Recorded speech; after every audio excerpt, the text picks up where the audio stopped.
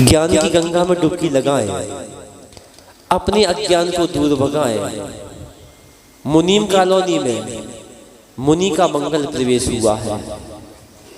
मुनीमों की हिसाब तो बहुत रखा, आज आत्मा का हिसाब रखने के लिए मुनि आपके नगर में आए हैं। सकल दिगंबर जैन समाज मुनीम नगर, मुनीम कॉलोनी, मुजफ्फरनगर, उत्तर प्रदेश, भारत की ओर से आचार्य भगवान के चरणों में त्रिबार नमोस्तु नमोस्तु नमोस्तु।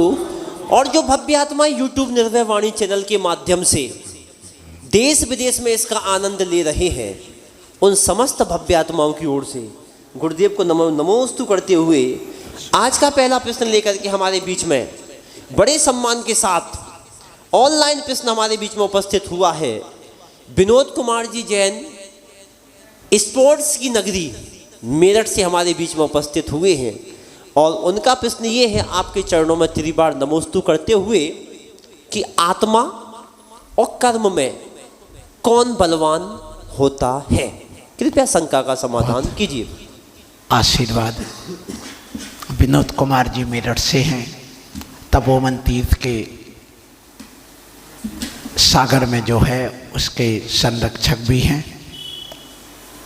आपका प्रश्न आया है कि कर्म और आत्मा इनमें बलवान कौन है। जब तक राग है तब तक कर्म बलवान है,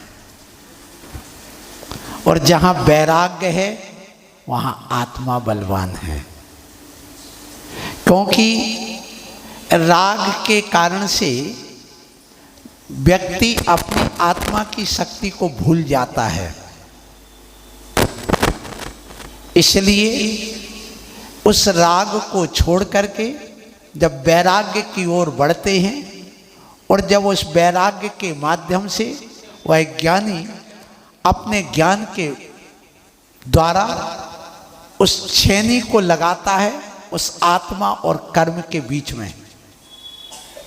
निज परम पैनी सुबुद्ध छेनी डार अंतर भेदिया, वर्णादि अनुरागादि ते निज जीव से न्यारा किया। मतलब जब वह जीव वैराग्य को धारण कर लेता है और ज्ञान की छेनी को लगाता है तो कर्म अलग हो जाते और आत्मा अलग हो जाती है। तो वैराग्य से युक्त जब ज्ञान होता है तो उस समय वह जीव बलवान हो जाता है और उसकी शक्ति कर्म की नष्ट हो जाती है। यद्यपि जितनी शक्ति एक आत्मा में है उतनी एक परमाणु में है। जितनी शक्ति एक आत्मा में है उतनी शक्ति एक परमाणु में है, और वो एक परमाणु भी परमाणु मित्यम पिहु रागा दीनम तो विज्जते जस्य नविशो जानदी अप्पा सब्बा गम धरो भी। ये जो आचार्य कुंद कुंद स्वामी ने समय सार ग्रंथ में लिखा है कि परमाणु मात्र भी जिसके अंदर राग कर्म बैठा है तो वह अपनी आत्मा को नहीं जान सकता, अपनी आत्मा की शक्ति को प्रकट नहीं कर सकता। इसलिए उस राग आग दहे सदा, उस राग जलाती है, उस आत्मा की शक्ति को मिटा करके दबा करके रखती है। इसलिए शक्ति जितनी कर्म में है उतनी आत्मा, तभी तो संसार अवस्था में वह कर्म उस आत्मा की अनंत शक्ति को दबाया है। जिसके पास अनंत शक्ति होगा तभी तो वो अनंत को दबा पाएगा। तो आत्मा की अनंत शक्ति को कौन दबाया? कर्म। तो कर्म में भी कितनी शक्ति हुई? अनंत शक्ति हुई। लेकिन जब वह जीव राग मोह को छोड़ देता है, निर्मोही बन जाता है, मोह को छोड़कर राग को छोड़कर वैरागी बन जाता और सब वीतरागी बन जाता, तो कर्म अपने आप भाग जाते और आत्मा की शक्ति बड़ी हो जाती है। आशीर्वाद। अगला प्रश्न लेकर के हमारे बीच में श्रीमती शैला जैन उपस्थित हो रही हैं अपना प्रश्न करने के लिए। उसके बाद तैयार रहे श्रीमान सोहन लाल जी जैन। अगला प्रश्न उनका रहेगा। अभी श्रीमती शैला जैन अपना प्रश्न करें। आचार्य श्री के पावन चरणों में मेरा और मेरी परिवार की तरफ से नमोस्तु नमोस्तु नमोस्तु। मेरी जिज्ञासा है महाराज श्री कि जैसे हम गंधोदक लगाते हैं उच्चतम स्थान पर, लेकिन मैं आंखों पर भी लगाती हूँ, पलकों पर, कि ये सोच के कि मेरे दर्शनावर्णीय क्रम के क्षम में वृद्धि हो, ये गलत है या सही? देखिए शैला जी हैं, आपको आशीर्वाद। आपका प्रश्न है कि गंधोदक उत्तमांग में लगाना चाहिए, बिल्कुल सही है। हमारे मल द्वार होते हैं, मल द्वारों में नहीं लगाना चाहिए, इसलिए हम गंधोदक को पी नहीं सकते, कानों में नहीं डाल सकते। क्योंकि वह मल के रूप में परिणमन करेगा।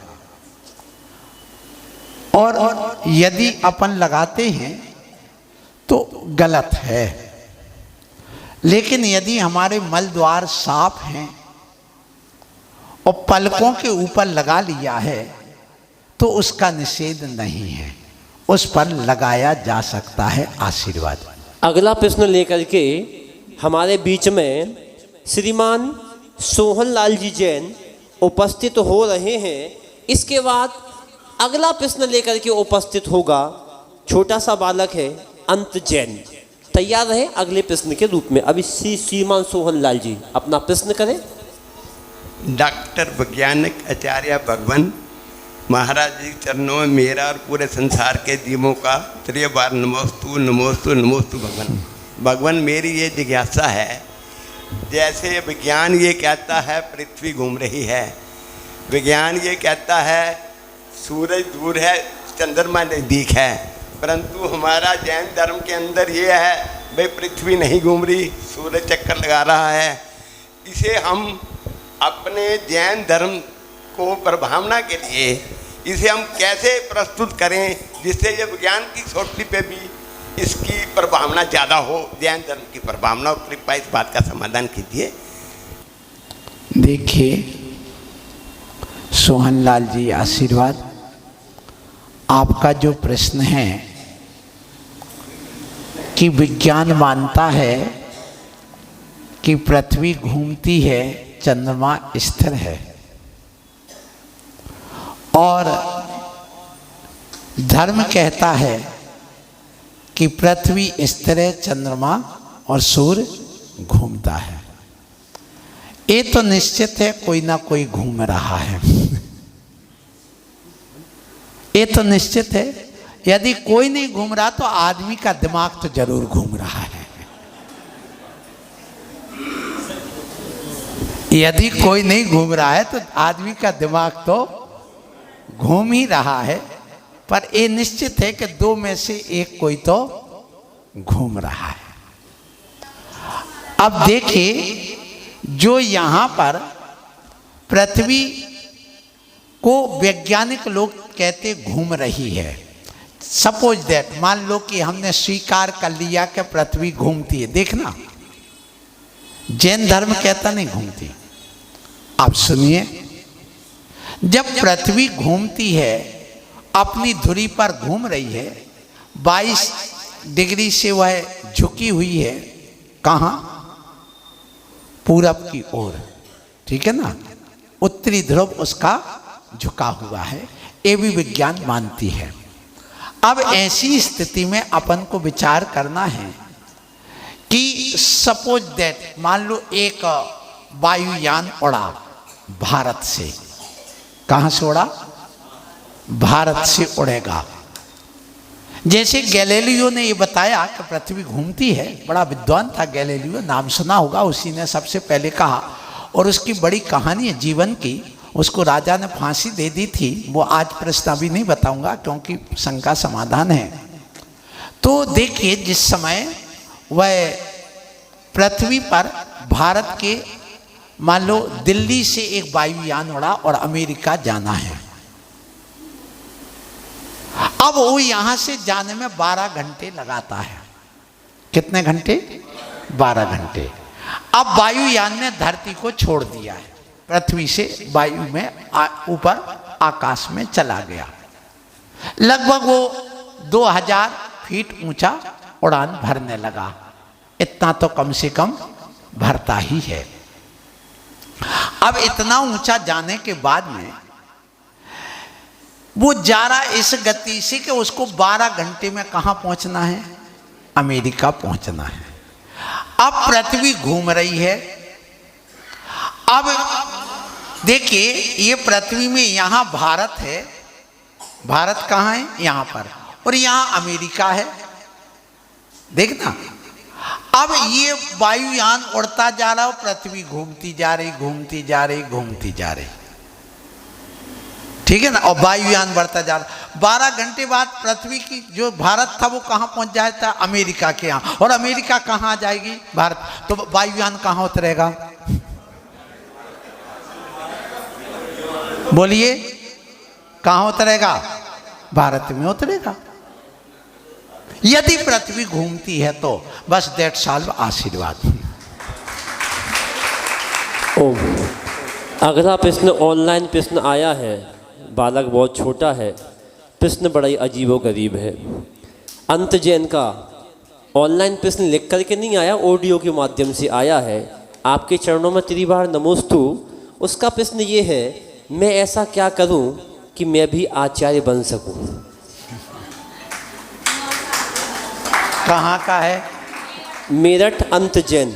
अच्छा, मेरठ अंत जैन आता था। आशीर्वाद उस बच्चे को, बड़ा होनहार बच्चा है। उसके ख्वाब इंजीनियर और डॉक्टर बनने के नहीं है।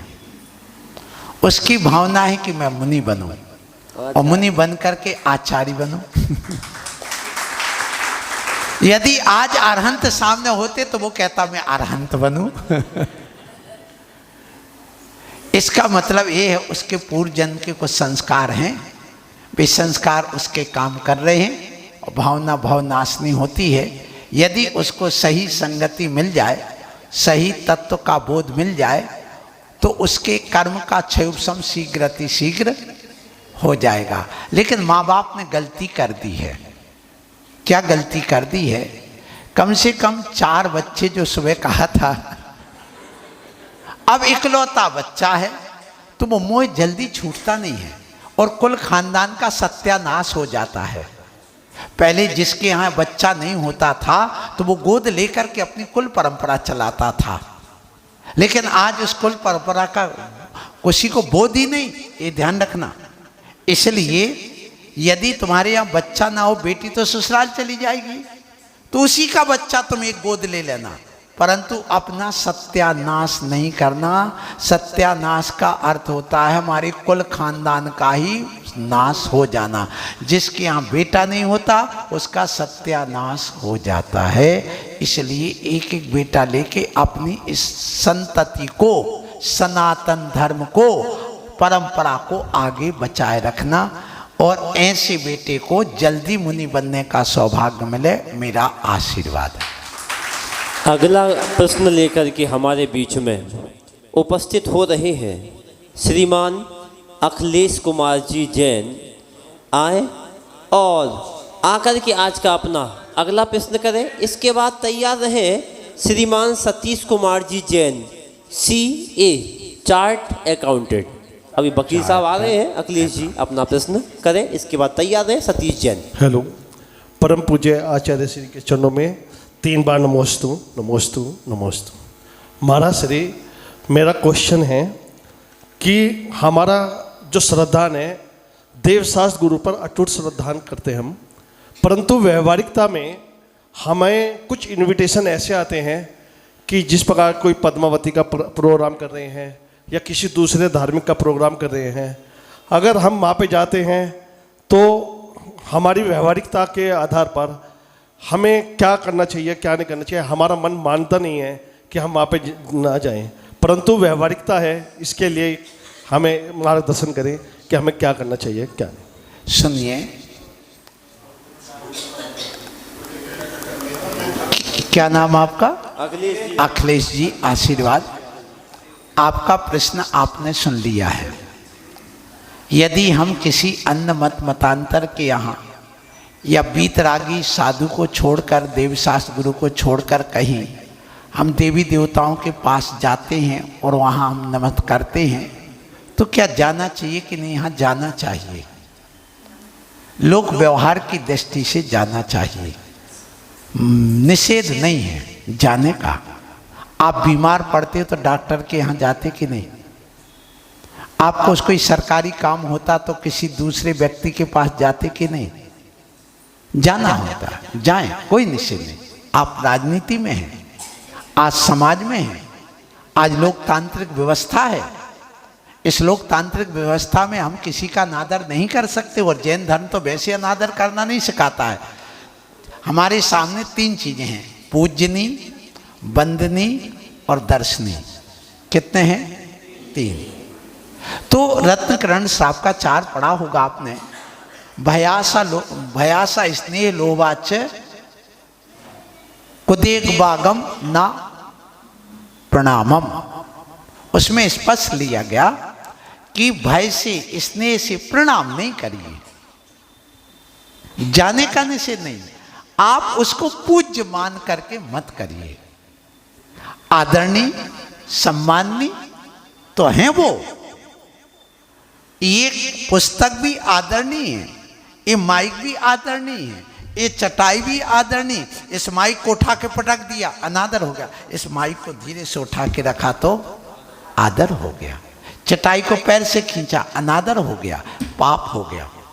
और देख दाख करके जीव जंतु को अच्छे ढंग से उसको परिमार्जन करके रखा तो आदर हो गया। जब हम चटाई का आदर कर सकते हैं, हम देरी का आदर कर सकते हैं, हम मोबाइल का आदर कर सकते हैं, हम हर वस्तु का आदर कर सकते हैं, तो वो भी तो जीव हैं, उनका आदर करने में कौन सी आपत्ति है? इसलिए जैसे आप कलेक्टर के पास जाते, जय जिनेन्द्र बोलते कि नहीं? आप वहां राम नाम सीताराम मत बोलिए, क्या बोलिए? जय जिनेन्द्र बोलिए। जैसे एक मुसलमान होगा वो कहेगा सलाम, सलाम अलैकुम। एक हिंदू होगा सीताराम, जय जय राम। और एक जैनी होगा तो क्या करेगा? जय जिनेन्द्र करेगा। तो जय जिनेन्द्र करने में हम भगवान की तो जय बोल रहे हैं ना। तो वहां पर जा करके आप अपनी श्रद्धा को ना डगाएं, बस और कुछ नहीं। आप लोग व्यवहार की दृष्टि से जाते हैं, डॉक्टर के यहाँ जाते हैं, इंजीनियर के यहाँ जाते हैं, कलेक्टर के यहाँ जाते हैं, मंत्री के यहाँ जाते हैं, नेता के यहाँ जाते हैं, जाना पड़ता है और जाने का निषेध नहीं है। लोग व्यवहार हमें बनाना पड़ेगा। उनको आप अपने धर्म को व्याख्यात करिए, उनकी परिभाषा बताइए कि हम वहाँ गए हैं तो हमने जय जिनेन्द्र किया है, बस ठीक है। उनके देवी देवता जय जिनेन्द्र क्यों? आप आपस में साथ धर्मी हैं, आप भी रागी हैं, वो भी रागी हैं, तो क्या करते हो? जय जिनेन्द्र करते हो। इसलिए आप कर सकते, इतना आशीर्वाद। अगला प्रश्न लेकर के हमारे बीच में श्रीमान सतीश कुमार जी जैन सीए हमारे बीच में उपस्थित हो रहे हैं। इसके बाद अंतिम प्रश्न रहेगा श्रीमती सुषमा जैन। तैयार रहें अगले प्रश्न के रूप में। अभी श्रीमान सतीश कुमार जी जैन अपना प्रश्न करें। आचार्य श्री के चरणों में शत नमन। त्रिवास्तु नमोस्तु नमोस्तु नमोस्तु। आचार्य श्री, प्रथम तीर्थंकर ऋषभ देव भगवान ने हमें ज्ञान दिया 80 मसी कृषि।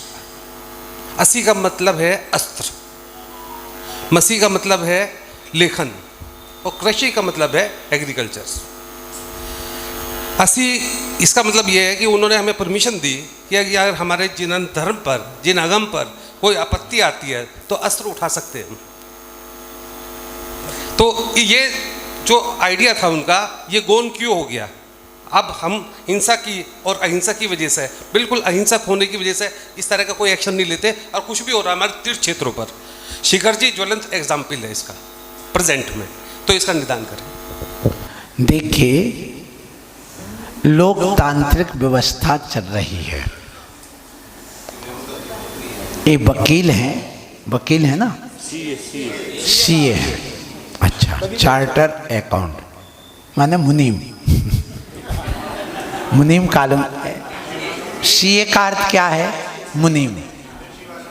अपनी पुरानी भाषा में उसको मुनीम कहते हैं। हम यदि कहें बेटा मुनीम है तो अच्छा, और बेटा क्या है? सीए है? तो उसमें एक गौरव गर्व महसूस होता है। कोई बात नहीं, सुनिए।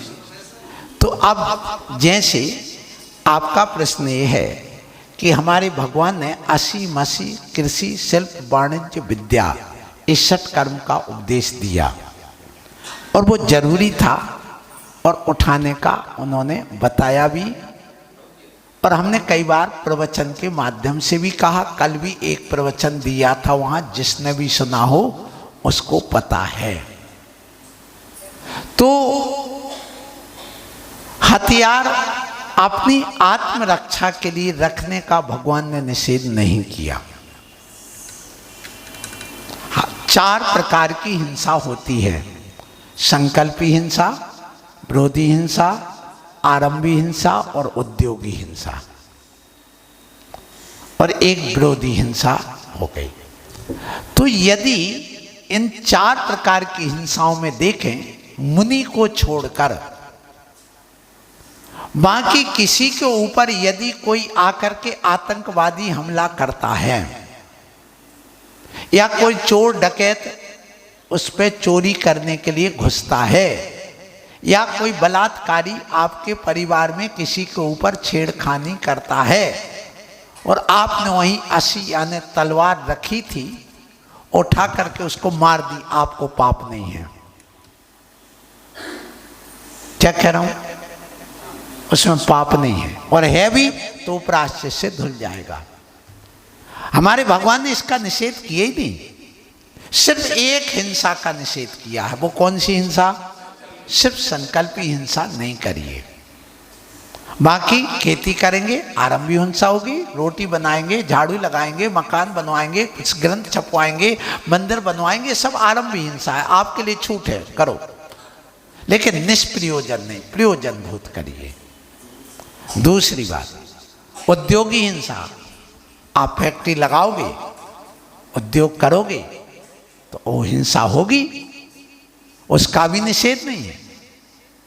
विरोधी हिंसा का विरोध नहीं। और सिर्फ यदि हिंसा का त्याग है तो कौन सा? संकल्प। मैं तुम्हें मार डालूंगा, ये नहीं, ऐसा संकल्प हो गया नहीं। अपनी रक्षा के लिए तुम भागते कि नहीं भागते? नहीं भागते, तलवार दिखा, भागन भागो यहां से। क्यों तुम ऐसा करते हो? और नहीं मान रहा, और तुम्हारे ऊपर प्रहार कर रहा और तुम उसके ऊपर विरोध करते हो, तो भगवान कहते हैं कोई बात नहीं, तूने कर लिया, धर्म की रक्षा के लिए किया आशीर्वाद। धर्म की रक्षा के लिए। क्यों? जो हिंसा, फिर से सुन लीजिए, जो हिंसा अहिंसा धर्म की रक्षा के लिए होती है, वह हिंसा भी अहिंसा कहलाती है।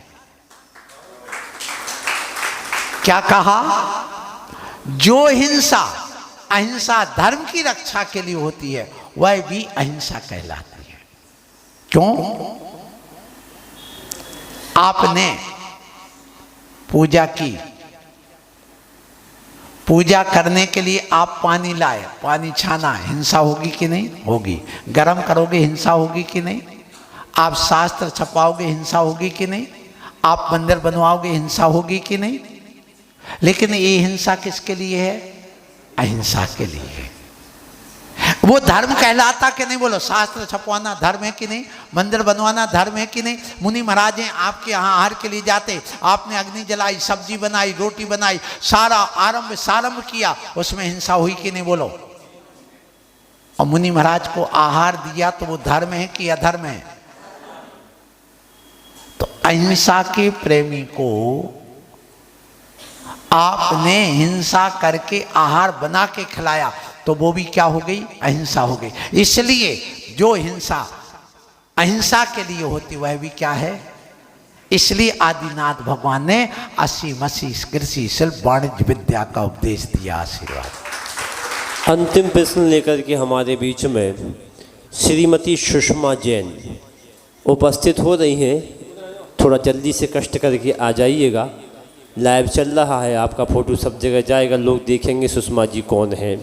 जल्दी से आइएगा और आकर के कार्यक्रम का समापन करिएगा। जिनका भी नाम कल भी कार्यक्रम अगर होगा तो पहले से आके उपस्थित हो जाइए। आचार्य श्री के चरणों में शशत वंदन, गुरु संघ के चरणों में शशत वंदन। महाराज श्री, मेरा ये प्रश्न है कि मैं रात को जब भी सोती हूँ नमोकार मंत्र पढ़कर, जाप करके, सब जो भी मेरे याद है सब कुछ मैं पढ़ के सोती हूँ। फिर भी मुझको रात को सपने में डर क्यों लगता है? मैं ये सपने आते हैं? हाँ जी। सुनिए, आपका प्रश्न है कि हमें स्वप्न आते हैं डरावने, चल जाती है। डरावने आते हैं। देखिए, स्वप्न आते हैं 3 प्रकार से। एक, स्वप्न आते हैं वात पित्त और कफ के कारण से। दूसरे स्वप्न आते हैं दिन भर की जो हमारी गतिविधि रहती है, गतिविधि रहती है, प्रवृत्ति रहती है, और जो हमारे अभी इस समय माइंड में जो बातें पड़ी हैं, जब हम सो जाते हैं और जो पूरी नहीं हो पाती, वो अनकॉन्शियस माइंड में वहाँ पर वो आने लग जाती हैं स्वप्न के माध्यम से। जैसे उपवास किया हो, भूख है, प्यास है, तड़प रहे हैं, कोई बातें, रात में लेटोगे तो लगेगा कि हम रोटी खा रहे हैं, पानी पी रहे हैं, बरस रहा है। ऐसा कई बार आ सकता है और आ जाता है, क्योंकि वो अनकॉन्शियस माइंड में जो बातें पड़ी थी वो स्वप्न में आ जाती हैं। ये कोई फलदायी नहीं होती। फिर आती है बात कि जो देवकृत स्वप्न होते हैं वे फलदायी होते हैं। तो अब जो हमारे वात पित्त और कफ के कारण से स्वप्न आते हैं वो तुम्हारे वही हैं। जैसे जिसकी वात प्रकृति होती है उसको उड़ने के, भूत के, डरावने स्वप्न आते हैं। आपको गैस बनती होगी, थोड़ा खा लेते होंगे मूंगफली वगैरह, मटर वगैरह, तो जी मचलाने लग जाता होगा, घी, दूध, मलाई, रबड़ी खा लेने से। इसका मतलब थोड़ा आपके लीवर कमज़ोर होने से ऐसा होता है। दूसरा, जब हम सोते हैं तो सोते समय कभी भी बीच में नहीं सोना चाहिए। आप बीच में सोते होंगे पंखा के नीचे। दूसरी बात, यदि नहीं सोते कोई बात नहीं। तीसरी बात कि दरवाज़ा कभी अपने पैर की तरफ दरवाज़ा नहीं होना चाहिए। आप ध्यान दीजिए कि आप जहाँ सोते दरवाज़ा सामने पड़ता है क्या। चौथी बात, आप चित्त सोते होंगे बिल्कुल ऐसे, करवट से नहीं सोते होंगे। और जब आदमी चित्त सोता है, हाथ पे सीने पे रखता है, तो उसको डरावने, भयभीत, दबाने वाले स्वप्न आते हैं। तो अपने शयन की स्थिति बदलिए, और जब सोने जाओ तो हाथ पैर धो करके सोइए। 5वीं बात कि सोने वाला व्यक्ति जिसको डरावने स्वप्न आते हैं वह कभी भी 10 बजे के पहले ना सोए। और तुम 8-9 बजे सो जाती होगी। सुनना, यदि 8-9 बजे सोते हो तो 1-2 बजे उठ जाओ फिर, या फिर 10 बजे सो और 5 बजे 4:30 बजे उठ जाओ। दिन में भले थोड़ी देर सो लो, तो वो स्वप्न नहीं आएंगे। और हाथ पैर धो करके सोइए और माथे को ठंडा करके सोइए, माने हाथ भी धोइए, पैर भी धोइए और मुख भी धोइए, जिससे हमारा ब्लड सर्कुलेशन पर्याप्त अच्छा होने लगे। और थोड़ा प्राणायाम करिए। यदि आपको कोलेस्ट्रॉल बढ़ा हो और थायराइड हो तो उसका का भी आप थोड़ा इलाज कराइए। यदि नहीं है तो कोलेस्ट्रॉल हो सकता है, थोड़ा घी का परहेज करिए, तो इससे भी आपको लाभ मिल सकता। तो जो जो आपकी ये कमी है, यदि दरवाजा सामने है तो दरवाजे के सामने मत सो। यदि आप दक्षिण तरफ पैर करते हो और उत्तर तरफ सिर करते तो बदल के सो। और यदि आपका सिर दक्षिण में है तब तो तुम्हारे उल्टे सीधे स्वप्न आएंगे, वायु में होंगे तो भी आएंगे। इसलिए अपनी दिशा को बदलिए। सेंटर में सोते हो, किनारे सोइए एक तरफ, बीच में कभी नहीं सोना चाहिए। और आप जो जो यहाँ बताएगा उनका परहेज करोगे, और अंत में गहरी श्वास प्राणायाम लेकर के ओम का श्वास लेते समय ओम का ध्यान करिए, अंदर ले जाइए। पर सोचिए कि मेरे शरीर में पूरा भगवान की दिव्य ध्वनि ओम के रूप में व्याप्त हो गई है, और जितने भी भूत पिशाच बेंतर वो सब मेरे बाहर निकल गए। बाधाएं सब, और मैं स्वस्थ होगा। फिर श्वास लीजिए कि मेरे अंदर जो रोग थे वो सब श्वास करिए, रोज करना चाहिए आप लोगों को। फिर आप एक काम और करो, अंतिम बात कह के वाणी को विराम दो, कि सुरक्षा कवच करके सोइए। मैंने कल भी बताया था सुरक्षा कवच।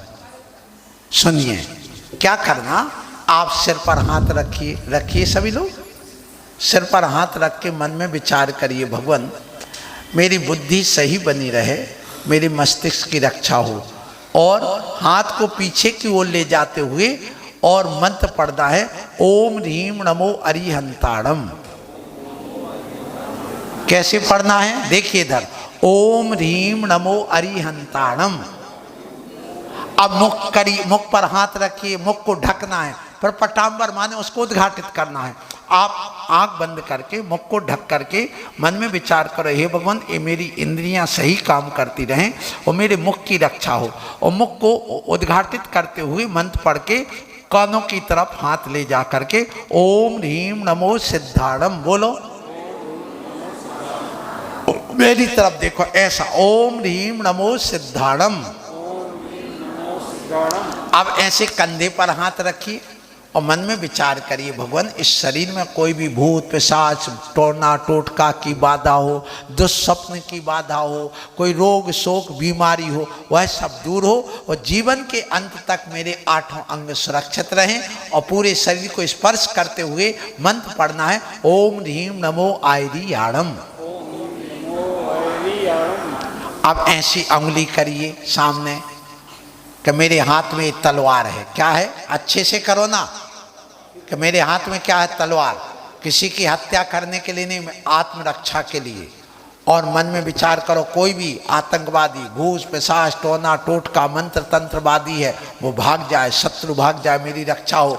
और बोलिए ओम ह्रीम नमो अध्यायाणम। अब दाहिने हाथ की उंगली सीधे हाथ की राइट हैंड ऊपर करिए ऐसे जैसे मैंने किया है।